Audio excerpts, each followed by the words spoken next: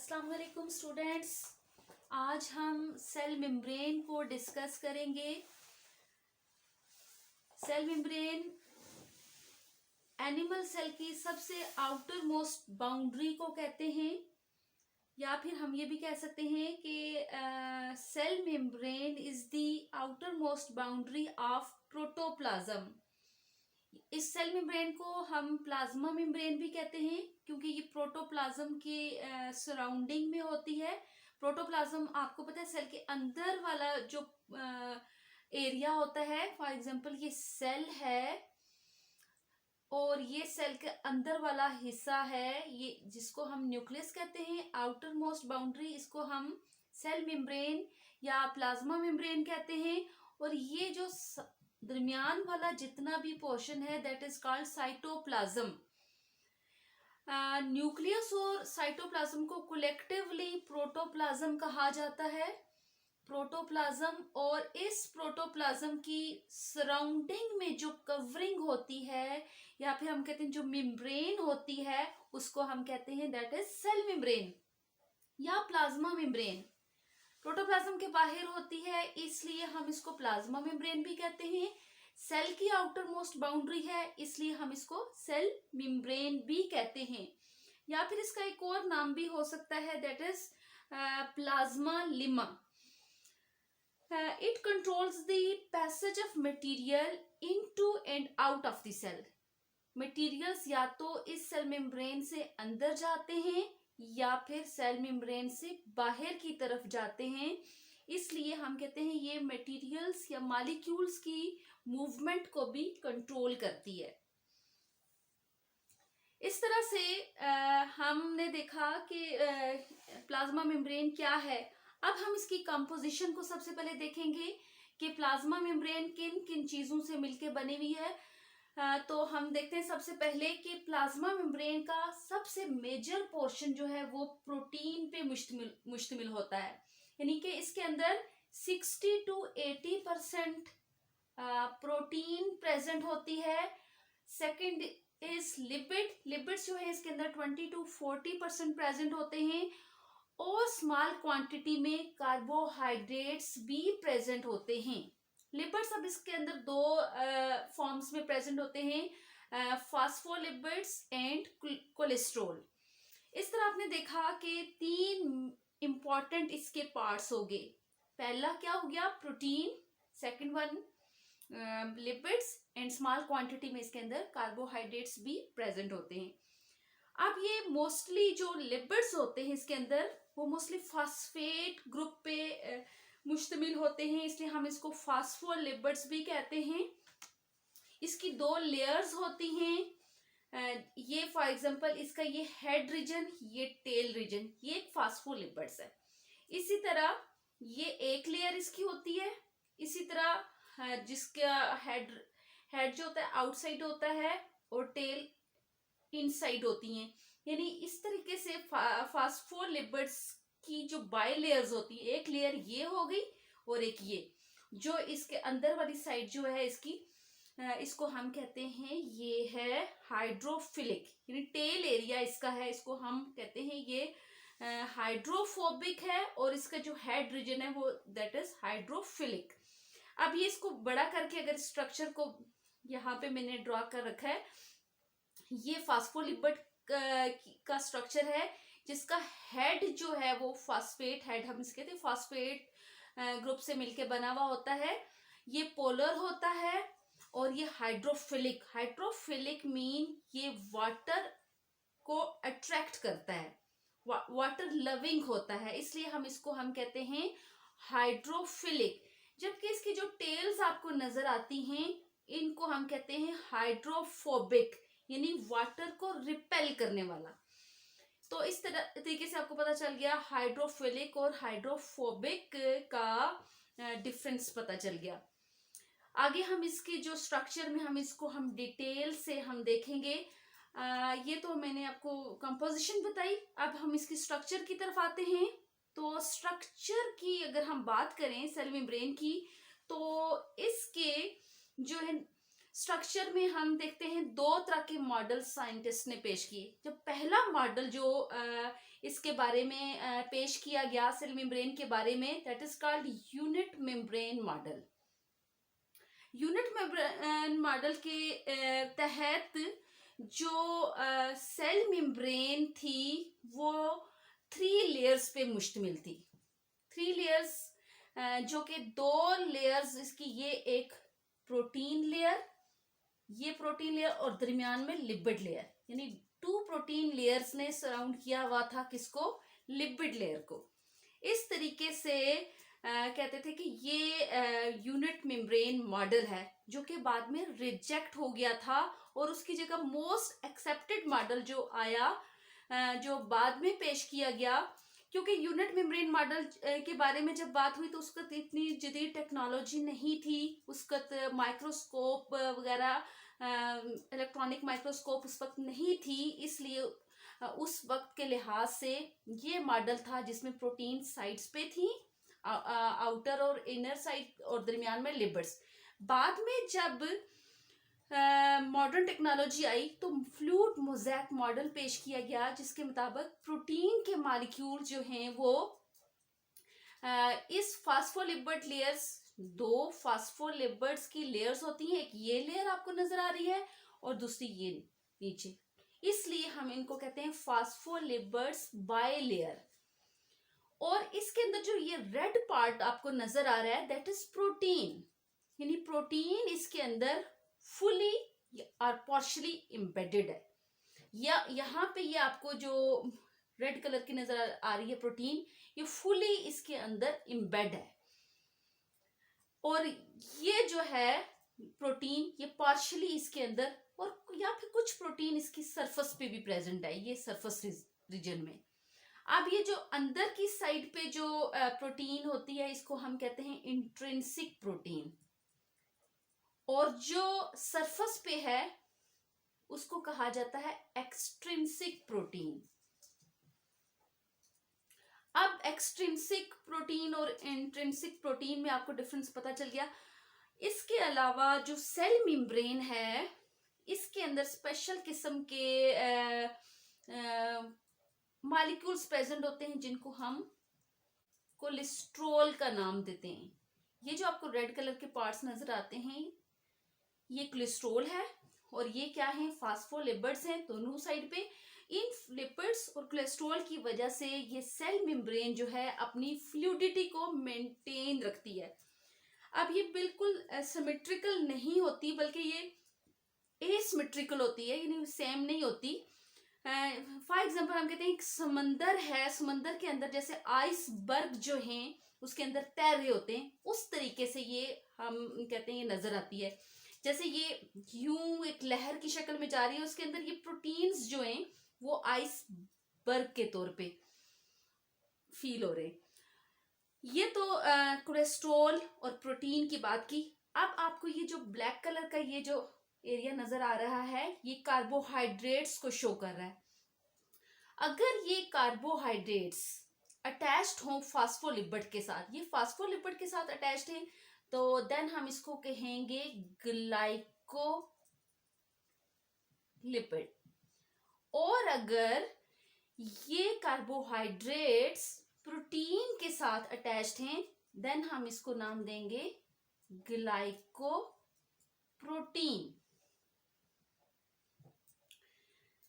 इस तरह ये इसकी कंपोजिशन में आप देख रहे हैं, इसकी स्ट्रक्चर में कार्बोहाइड्रेट्स भी हैं इन्वॉल्व, कोलेस्ट्रॉल भी हैं, प्रोटीन्स भी हैं, और एक और इम्पॉर्टेंट इसके अंदर स्ट्रक्चर्स प्रेजेंट होती हैं, फाइबर्स ऑफ साइटोस्केलेटन प्रेजेंट होते हैं इंट्रासेलुलर साइड पे, जो कि इसको स्ट्रेंथ प्रोवाइड करते हैं, इसको प्रोटेक्शन प्रोवाइड करते हैं, जिसकी वजह से ये जो होती है स्ट्रॉन्ग रहती है ये सेल मेम्ब्रेन। तो ये इसकी तो हमने बात कर ली किसकी, स्ट्रक्चर की। अब हम देखते हैं कि स्ट्रक्चर में हमने क्या पढ़ा, यूनिट मेम्ब्रेन मॉडल और फ्लूइड मोज़ेक मॉडल। अब हम इसके फंक्शंस को डिस्कस करेंगे। सेल मेम्ब्रेन के अंदर जो प्रोटीन होती है वो मोस्ट इम्पॉर्टेंट होती है फॉर एग्जांपल किस प्रोसेस में? ट्रांसपोर्ट के प्रोसेस में। ट्रांसपोर्ट क्या है? यानी एंट्री एंड एग्जिट का काम करती है कौन? Cell membrane with the help of protein. अब प्रोटीन्स आपने देख ली किस किस दो तरह से इसके अंदर प्रेजेंट होती है, फुली इसके अंदर एम्बेड हुई भी है और कुछ पार्शियली इसके अंदर प्रेजेंट होती हैं। तो आप प्रोटीन जो हैं वो किस तरीके से मॉलिक्यूल्स को अपने अंदर से गुजरने देती हैं और कैसे होता है ये प्रोसेस, अब हम डिटेल से इसके बारे में देखते हैं। तो इस सेल मेम्ब्रेन को हम सेमी परमिएबल मेम्ब्रेन भी कहते हैं। सेमी परमिएबल मेम्ब्रेन इसलिए कि ये कुछ मॉलिक्यूल को तो अपने अंदर से पास आउट होने देती है, लेकिन कुछ मॉलिक्यूल्स को अपने अंदर से गुजरने नहीं देती। सेमी का मतलब ही हाफ होता है, इसलिए हम इसको सेमी परमिएबल मेम्ब्रेन भी कहते हैं, या फिर हम इसको सिलेक्टिव परमिएबल मेम्ब्रेन भी कहते हैं। सिलेक्टिव परमिएबल मेम्ब्रेन क्यों कहते हैं? कि ये मॉलिक्यूल्स को सिलेक्ट करती है। जिन मॉलिक्यूल्स की सेल को जरूरत होती है उनको तो अपने अंदर आने देती है, और जिन मॉलिक्यूल की जरूरत नहीं होती सेल को, तो उन मॉलिक्यूल्स को ये अलो नहीं करती कि वो सेल के अंदर आएं। इसलिए हम इसको सिलेक्टिव परमिएबल मेम्ब्रेन भी कहते हैं। और एक और इम्पोर्टेंट नाम इसका है, वो है डिफरेंशियली परमिएबल मेम्ब्रेन। तो इस तरह से आपने देखा इसकी काम की बुनियाद पे इसको डिफरेंट किस्म के नेम्स भी दिए गए हैं। तो अगर हम सेल वाल की बात करें तो cell wall outer most boundary होती है, लेकिन वो प्लांट सेल की होती है, वो नॉन लिविंग होती है। जबकि ये एनिमल सेल की आउटर मोस्ट बाउंड्री है सेल मेम्ब्रेन, और ये लिविंग होती है। और ये सेल मेम्ब्रेन आपको पता है कंपार्टमेंटलाइजेशन में इंपॉर्टेंट रोल प्ले करती है, कंपार्टमेंट्स बनाती है। फॉर एग्जांपल ये देखिए, जैसे ये न्यूक्लियस है, इसकी सराउंडिंग में जो मेम्ब्रेन होती है वो इसका अलग कंपार्टमेंट बना देती है। इसी तरह सेल के अंदर जो माइटोकॉन्ड्रिया होते हैं उसको भी मेम्ब्रेन ने सराउंड किया हुआ होता है। जो एंडोप्लाज्मिक रेटिकुलम होते हैं वो भी मेम्ब्रेन बाउंड ऑर्गेनल होते हैं। इसी तरह गाल्जी बॉडीज जो होती हैं उनको भी मेम्ब्रेन्स ने, इस तरीके से हम कहते हैं जो मेम्ब्रेन्स होती हैं वो कंपार्टमेंट्स बना देती हैं। लेकिन जो आउटर मोस्ट बाउंड्री है, मोस्ट इंपॉर्टेंट, जो कि इस सेल को शेप प्रोवाइड करती है, इसकी स्ट्रक्चर को मेंटेन रखती है, इसको स्ट्रेंथ प्रोवाइड करती है, इसको प्रोटेक्शन देती है, that is called cell membrane और प्लाज्मा मेम्ब्रेन। तो ये देखा आपने। अब हम देखते हैं कि ट्रांसपोर्टेशन का प्रोसेस किस तरीके से होता है सेल के अंदर या बाहर। फॉर एग्जाम्पल आप इसको समझ लें, ये वाला जो एरिया है ये सेल के बाहर वाला है, ये आउटर मोस्ट है, या फिर हम इसको एक्स्ट्रा सेलुलर कह सकते हैं इन्वायरमेंट, क्योंकि सेल से बाहर वाला एरिया। और ये वाला जो इस तरफ है ये है इंट्रासेलुलर, ये आउटसाइड द सेल, आउटसाइड, और ये क्या है सेल का ये वाला साइड जो है इनसाइड है। अब हम देखते हैं कि मॉलिक्यूल्स की ट्रांसपोर्ट जो है वो किस तरीके से होती है। अगर हम स्मॉल मॉलिक्यूल्स की बात करें, simple for example carbon dioxide या ऑक्सीजन की बात करें, तो वो यहां से अंदर की तरफ इजीली पास आउट हो जाएंगे। ये क्योंकि नॉन पोलर सब्सटेंसेस हैं, आसानी से सेल के अंदर जो मॉलिक्यूल्स आ जाते हैं, हम कहते हैं ये सिंपली डिफ्यूजन के प्रोसेस के जरिए से अंदर आ गए हैं। डिफ्यूजन का मतलब क्या हुआ कि मॉलिक्यूल्स जो हैं वो हायर कंसंट्रेशन से लो कंसंट्रेशन की तरफ इजीली मूव करके आगे, ऐसे मॉलिक्यूल जिनकी सेल को जरूरत थी, और इसमें किसी किस्म की एनर्जी की जरूरत भी नहीं पड़ी। लेकिन कुछ मॉलिक्यूल्स चार्ज्ड बेयरिंग होते हैं, पोलर होते हैं, और चार्ज जो होते हैं चार्ज पार्टिकल्स को ये अपने अंदर नहीं आने देते ये फास्फोलिपिड्स, इसलिए उनकी ट्रांसपोर्ट को पॉसिबल करने के लिए यहाँ पे स्पेशल किस्म की प्रोटीन्स लगी हुई हैं, जिनको हमने नाम दिया था किसका, इंट्रिंसिक प्रोटीन। ये प्रोटीन्स क्या करती हैं, कैरियर का काम करती हैं, या हम कहते हैं चैनल का काम करती हैं, टनल भी कहते हैं, चैनल भी कह सकते हैं, क्योंकि इनका काम होता है कैरी करना मॉलिक्यूल्स को from outside towards the inside of the cell. और ये कैरियर प्रोटीन की मदद से मॉलिक्यूल्स जो होते हैं वो सेल के अंदर आते हैं। फॉर एग्जांपल बड़े मॉलिक्यूल्स हैं, लार्ज हैं, या हम कहते हैं जिनके ऊपर चार्ज होता है, तो वो मुश्किल से फिर सेल के अंदर आते हैं। और इनको अंदर आने के लिए जरूरत होती है एनर्जी की। इसलिए इस किस्म की ट्रांसपोर्ट को कहते हैं एक्टिव ट्रांसपोर्ट। एक्टिव ट्रांसपोर्ट क्यों कहते हैं, इसलिए कि इस प्रोसेस में एनर्जी की जरूरत होती है in the form of ATP.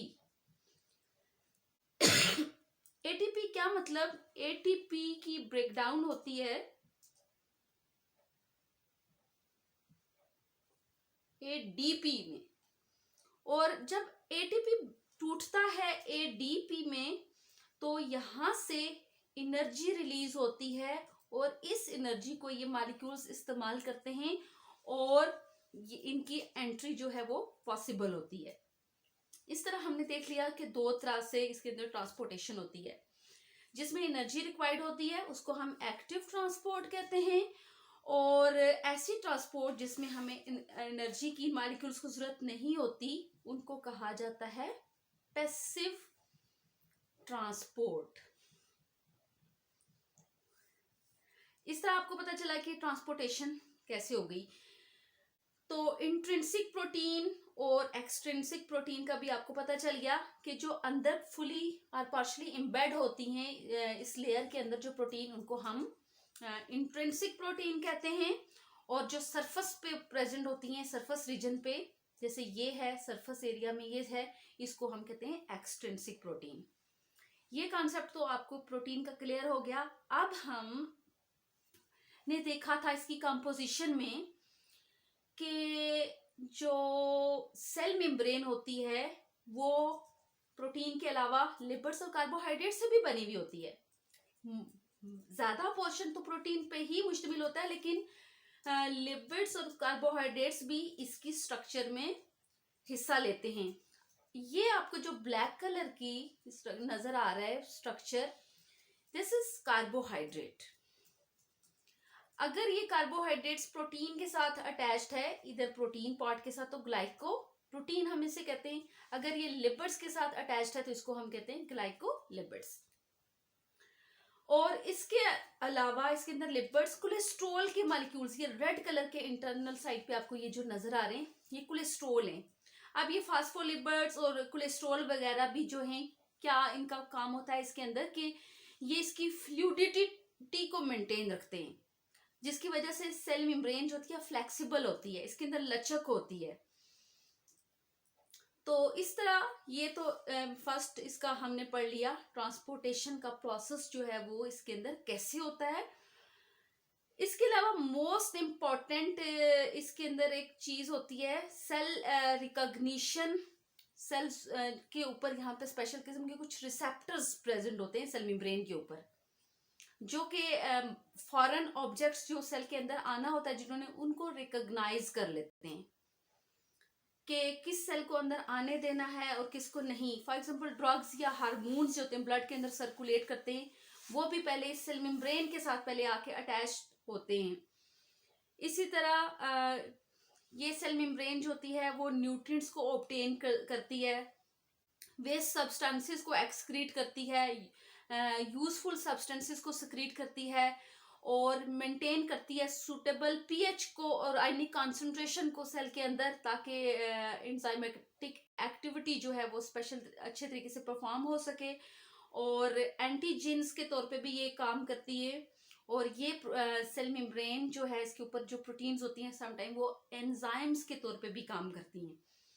Enzymes आपको पता है कि केमिकल रिएक्शन को स्पीड अप करने के लिए होते हैं। अब एक और ट्रांसपोर्ट के प्रोसेस में एक चीज आपको और बतानी है, वो ये कि सम टाइम कुछ मॉलिक्यूल्स जो होते हैं वो सेल के अंदर आते हैं by the invagination of cell membrane. Cell membrane यूं इन्वेजिनेट हो जाती है कि फौरन मॉलिक्यूल सेल के अंदर आता है, जैसे इसको ये कैच कर लिया इसने, इसको सेल मेम्ब्रेन ने इस पार्टिकल को कैच कर लिया और फिर ये सेल मेम्ब्रेन के अंदर आ गया और सेल मेम्ब्रेन ने दोबारा से अपने आप को रेप्लिकेट कर लिया या रीजनरेट कर लिया। और इसको हम नाम देते हैं, जिसमें बाहर से मॉलिक्यूल्स अंदर आते हैं, that is called endocytosis.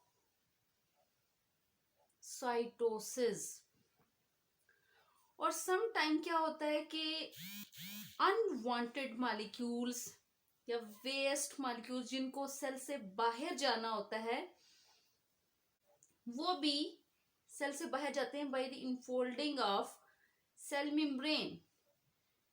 For example ये मॉलिक्यूल सेल से बाहर जा रहा है यूं और फिर ऐसे बाहर, ये बाहर चला जाता है और सेल मेम्ब्रेन दोबारा से अपने आप को यूं रीजनरेट कर लेती है। इस तरीके से जो इनफोल्डिंग के जरिए से पार्टिकल्स बाहर जा रहे हैं, that phenomena is called exocytosis. Exo mean बाहर, साइटोसिस मीन सेल से बाहर, एंडो मीन इनसाइड और साइटोसिस मीन सेल के अंदर। यानी सेल के अंदर आने का जो फिनोमिना है दैट इज कॉल्ड एंडोसाइटोसिस, और सेल से बाहर जब मॉलिक्यूल्स के मटेरियल्स जाते हैं that is called exocytosis. Endocytosis को आगे मजीद हम 2 टाइप्स में डिवाइड कर सकते हैं, that is phagocytosis and second one is pinocytosis. Phagocytosis का मतलब क्या हुआ कि अगर सेल के अंदर आने वाला जो मॉलिक्यूल्स है वो सॉलिड फॉर्म में है तो हम इसको कहेंगे फेगोसाइटोसिस, और अगर ये लिक्विड फॉर्म में सेल के अंदर आ रहा है तो हम इसको कहेंगे पिनोसाइटोसिस। इस तरीके से आपने देखा कि ट्रांसपोर्टेशन में जो है पहले तो हमने एक्टिव और पैसिव ट्रांसपोर्ट वगैरह पढ़ी, अब एंडोसाइटोसिस और एक्सोसाइटोसिस का फिनोमिना भी हमें पता चल गया। अब इस पूरे टॉपिक को मैं एक दफा फिर से समराइज कर देती हूँ ताकि आपको मजीद कॉन्सेप्ट क्लियर हो जाए। सेल मेम्ब्रेन में हमने सबसे पहले इसकी कंपोजिशन के बारे में पढ़ा। कंपोजिशन में 3 इंपॉर्टेंट जो थे इसके कॉन्स्टिट्यूएंट वो हमने पढ़े, प्रोटीन, लिपिड्स एंड कार्बोहाइड्रेट्स। और फिर आपने देखा कि फास्फोलिपिड बाइलेयर जो है वो क्या है, और फिर हमने इसकी स्ट्रक्चर को देखा। स्ट्रक्चर में 2 किस्म के मॉडल्स पढ़े हमने, यूनिट मेम्ब्रेन मॉडल और फ्लूइड मोज़ेक मॉडल। और फिर हमने लास्ट में सेल मेम्ब्रेन के फंक्शंस को डिस्क्राइब किया कि इसमें जो प्रोटीन्स हैं वो ट्रांसपोर्ट में इम्पॉर्टेंट रोल प्ले करती हैं, और इसके अंदर बहुत सारे कार्बोहाइड्रेट्स होते हैं, कोलेस्ट्रॉल, लिपिड्स वगैरह अपना अपना फंक्शन परफॉर्म करते हैं। होपफुली आपको सेल मेम्ब्रेन का कॉन्सेप्ट क्लियर हो गया होगा। तो नेक्स्ट लेक्चर तक के लिए डियर स्टूडेंट्स, अल्लाह हाफिज।